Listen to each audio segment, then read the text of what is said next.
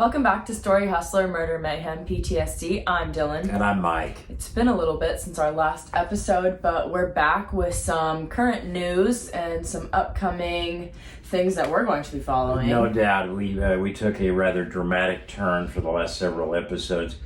Turn into the story of Michael Turney. Yeah, a blast from the past. Yeah, and I think I still sort of have whiplash from the judge's ruling in that made us all, I think, change. The state presented its case in this 2-decade-long saga, and the judge said, no more, you don't have a case. Yeah. And they threw it out. I think we were both shocked. But that case we will continue to monitor, and that has focused our attention. But now we're back. We're back to the story that we have been documenting for, I don't know how many episodes at this point, but since last summer. Full year now. And really the story that brought you out of retirement. Yeah, well, and that's what it really is. And, we talked to producers who are working on various projects on the same subject matter, and we frequently have these discussions.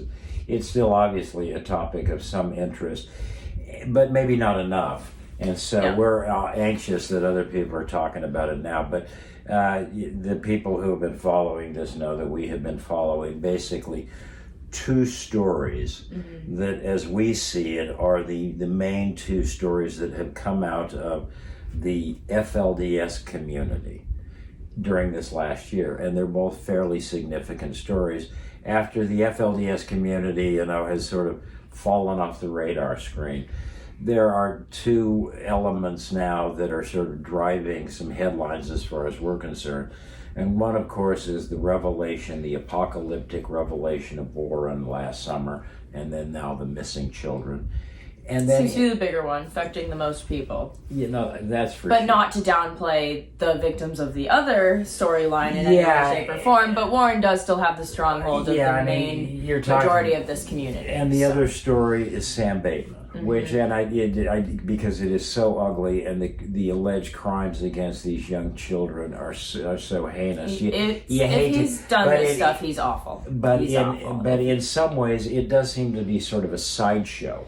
Yeah. Compared to the Jeffs. It just seems like a break-off, a wannabe Warren. And there's always been prophets that have come about throughout history that have said, well, God has talked to me, and they break off. I know the answers. Right. They break off once they've been raised in something like that. And so Sam is no unique human being in doing this, I guess. Right. No, that's exactly. There's a long history of guys breaking. There's a prophet group, whether it's Jeffs or the Kingstons or some smaller group, and then it's the story of splintering off. That's the history of these polygamous communities breaking off, and some other guy says, now I'm the guy, and I start collecting the women, and I have the power.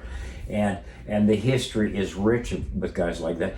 But Sam Bateman, for folks who have been watching us, know that this guy, we had a very interesting interaction with him about 18 months ago, long before he got in the headlines. And now he's busted and facing very significant charges down in federal court in Phoenix. We're going to be on that. But Sam is in court, was facing very significant charges. And the headline to that story, and this may be the headline to this episode, is that Mr. Bateman went into court and... He went into court on this past Monday, and he fired his defense. Said, I don't need you, I will represent myself. And that is a play right out of Warren's book, because Warren did the exact same thing during his trial in Texas. And mind you, Warren's trial was on a state court level. Criminal state, superior court kind of level. And Sam's is going to be on a federal court level. So it's going to be interesting, what the judge allows him to say, how in-depth into preaching he's allowed to go. And, we've talked about this. You've mentioned, obviously, Sam is quite a showboat. He wants to meet you, and he also, in that same breath, said he needed to meet the Queen of England when she was still alive. I felt like I was in good company. Yeah, you should be. That's way above my station. Yeah, I don't know where that correlation is, but interesting. So that he's kind of an interesting showman, and so it's going to be interesting what he says and does in court. When you bring up the page from history, people who have followed the the FLDS saga over the many years will perhaps remember the trial that I have said, and you've heard me say this many times, I covered hundreds of trials. Truly, without question, the Jodi Arias trials. worst trial I ever covered. OJ, most interesting. So, I've had some significant trials, but without doubt, I can say, look you at the camera in the eye and say, it is my belief, in my opinion, Warren Jeff's criminal prosecution in Texas was the weirdest trial I've ever covered, and primarily because, as Sam Bateman is going to do, Warren opted to defend himself. And you've seen some of the reports about the court, what happened in court. Exactly. He's not like, I'm going to give a go at actually learning law and trying to make a legal argument. No. This man, holier than thou he is, stands up and either sits in silence for extended periods of time. Well, the court had to give him opportunity. Obviously had to give him the right to defend himself and time to defend himself. So he took his time. He either sat in silence, he decided to preach, he damned all of Texas, he talked went after the judge. Personally went after the judge. So, yeah, I said, I just wrote something recently, and I said it was epically inept. Warren's defense of himself I've said, did everything you could to alienate the judge, the jury, the gallery, and most of the people in that courtroom wanted to strangle him with their bare hands. The evidence against him was his disgusting, conduct and the sex tape, which that's awful. Yeah. So it didn't work out. So and then the bottom line is the jury heard Warren's defense, and the state of Texas is very well put together case by a prosecutor named Eric Nichols, and the jury took about 20 minutes to it wasn't long. Convict him and throw him away for life plus 20 years. So Warren sits in his prison cell, and his performance in court didn't do him. There's the old adage in court: the man who is his own attorney has a fool for a client. And that's an old adage that your grandfather, attorneys, that's been around forever. Yeah. And Warren made the same mistake. The judge clearly tried to impress upon him what a mistake that was going to be. Oh, yes, in Texas. Oh, yeah. And I think probably here. Oh, I'm sure. The interesting thing, though, you mentioned the distinction is when Warren was being tried down in Texas, there were no cameras in the courtroom, which is very unfortunate. But there's not going to be any cameras in the courtroom because it's a federal proceeding. That's very unfortunate because this promises to be a very interesting show with Sam.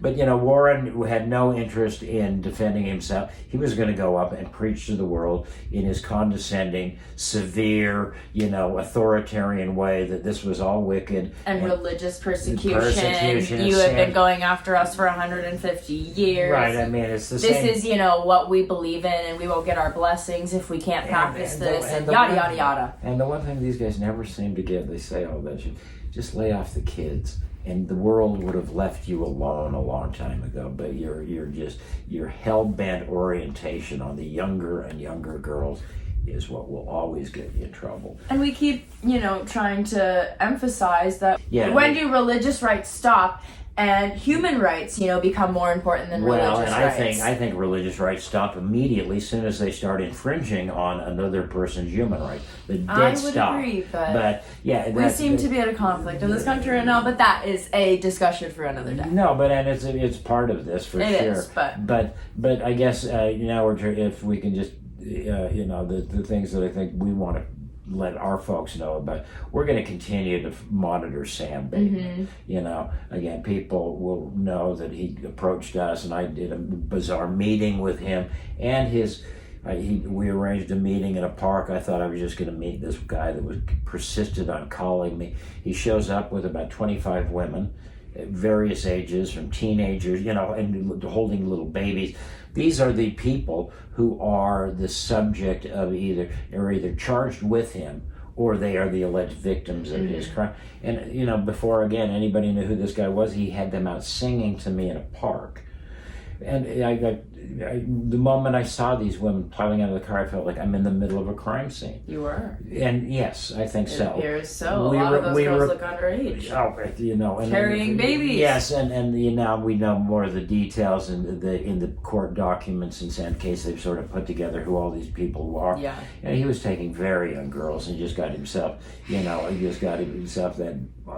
that profit appetite that I can go do anything I want, and now I'm untouchable. And my followers are going to give me their daughters, and they're going to give me their wife.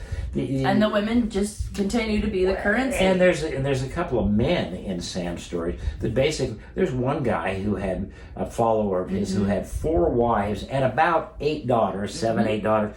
Almost every one of the daughters is now married to Sam. I think a couple, and this guy just, I don't know how, you're right, I don't see how women can give up their children, but being a dad, how the hell do you get to a point where you think it's okay that you're marrying a half dozen of your daughters to some guy like Sam Bateman, and you think that's a good idea? Well, how do you get to that place? It's such a weird, if you think about it, their kids, which inevitably they will have with Sam Bateman, and will not only be brothers and sisters, but will also be first cousins. Dude, welcome to the crick, because those kind of family trees are prevalent.